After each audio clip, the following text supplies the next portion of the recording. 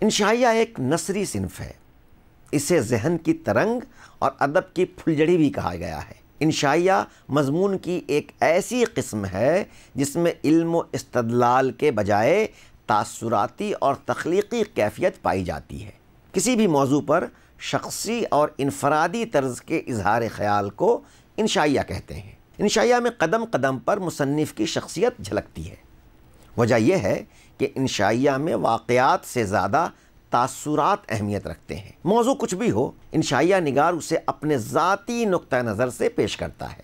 انشائیہ کے لیے موضوع کی کوئی قید نہیں، بلکہ موضوع کے انوکھے پہلو سامنے لائے جاتے ہیں۔ انشائیہ کا سارا حسن اسی انوکھے پہلو میں مضمر ہے۔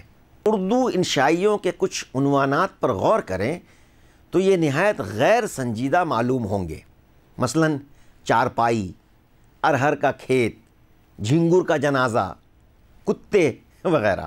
لیکن انشائیہ پڑھنے کے بعد بظاہر نامعقول اور غیر اہم باتوں میں حکمت اور معقولیت پوشیدہ نظر آئے گی۔ انشائیہ نگار غیر فلسفیانہ انداز میں فلسفہ حیات بھی بیان کر جاتا ہے۔ انشائیہ کا ڈھانچہ غیر منظم اور ساخت لچیلی ہوتی ہے۔ کسی عنوان کے تحت بات شروع کی جاتی ہے اور بات سے بات نکلتی چلی جاتی ہے۔ یہاں آغاز تو ہوتا ہے، لیکن بات کن راستوں سے ہو کر آگے بڑھے گی اور اختتام کہاں ہوگا، یہ غیر متوقع ہوتا ہے۔ انتشار و بے ترتیبی انشائیہ کی شناخت ہے۔ انشائیہ نگار کو در پردہ موضوع کی مرکزیت قائم رکھنی ہوتی ہے۔ اس مرکزیت کا سہارا لے کر وہ ایسی باتیں بھی کہہ جاتا ہے جن کا موضوع سے بظاہر گہرا تعلق نہیں ہوتا۔ انشائیہ کی دلکشی کا راز اس کی شگفتگی اور بے تکلفی میں ہے۔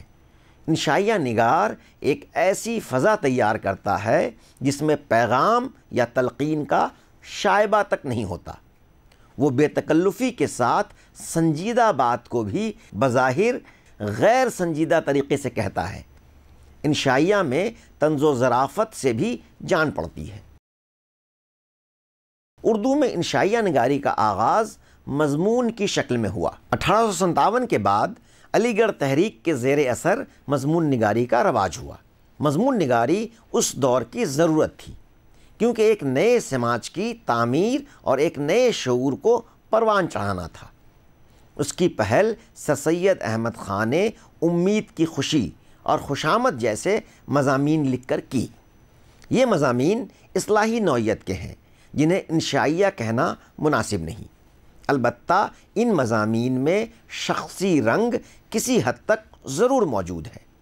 محمد حسین آزاد نے انشائیہ کی طرف خصوصی توجہ کی اور اس صنف کو استحکام بخشا۔ گلشن امید کی بہار اور انسان کسی حال میں خوش نہیں رہتا ان کے نمائندہ انشائیے ہیں۔ نیرنگ خیال ان کے انشائیوں کا مجموعہ ہے۔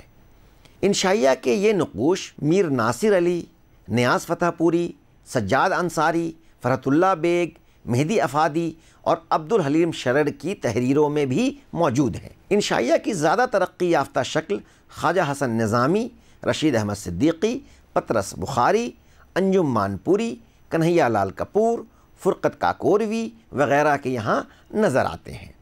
بعد کے دور میں وزیر آغا، نذیر صدیقی، شفیق الرحمن، کرنل محمد خان، ابن انشاء، شفیقہ فرحت، یوسف ناظم، احمد جمال پاشا، مشتاق احمد یوسفی، مجتبیٰ حسین، مشتاق قمر، جمیل آذر، غلام جیلانی اصغر وغیرہ نے انشائیہ کے صنف کو فروغ و استحکام عطا کیا۔